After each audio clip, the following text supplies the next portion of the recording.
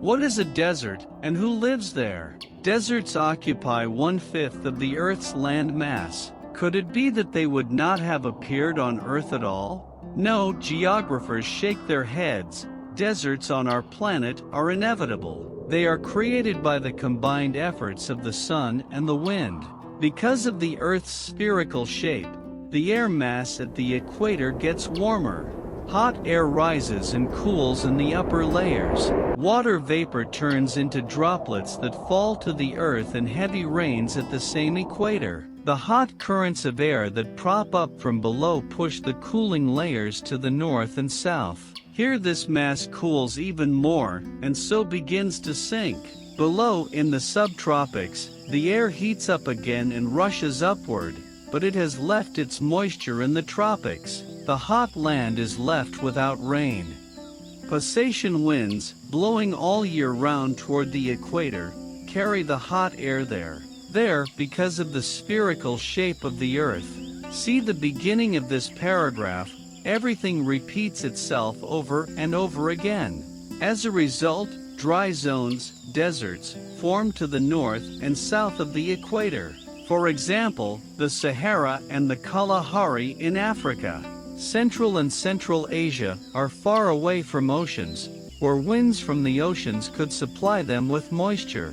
Plus, there are chains of high mountains. The winds leave their moisture on their outer slopes, and inside, behind these walls, there is heat and dryness, that is, deserts. Gobi, Taklamakan, Karakum, Kazilkam. Tricks of desert animals. By the way, desert animals also have enough little tricks. Many of them hide during the day under rocks, cracks and sand. They stay there till the sunset, and become active in the evening, at night, and at the dawn. Many spiders, insects, millipedes, snails and lizards do this. Hipsters, hamsters and other minnows make underground burrows and tunnels. As soon as it rains more or less decently in the Sahara, the big clay puddles swarm with small toads. They lay their eggs, out of which tadpoles emerge, develop into adult toads, and burrow into the wet clay.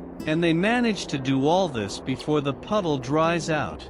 Beetles and scorpions are helped to save precious water by thick body walls, snakes and lizards by thick, dense scales. Desert ants have long legs that keep their bodies away from the heated soil, and these creatures run on tiptoe, barely touching the ground. There are animals that do not drink at all. They have enough of the meager moisture of food. Desert animals have longer protruding body parts than their temperate relatives. This increases the heat transfer surface and protects them from overheating. For example, the fennec fox, an inhabitant of the Sahara and Arabian deserts. The fennec is smaller than a house cat, but has big ears. By the way, he hunts at night, and such ears also help him to find his prey. By the way, camels have long been the symbol of the desert. Capable of not drinking for up to 2 weeks, they consume up to 100 liters of water at a time. The hump is a storehouse of fat, protecting from hunger and overheating. The thick fur protects from the heat and night cold. The narrow nostrils protect from sand and dust. Soft soles with keratinized toes are ideal for walking on heated sand and gravel. So, the desert is the perfect home for them. Flora. The nature of deserts is varied. Native low plants are characterized by thorns, a strong root system, and fleshy leaves.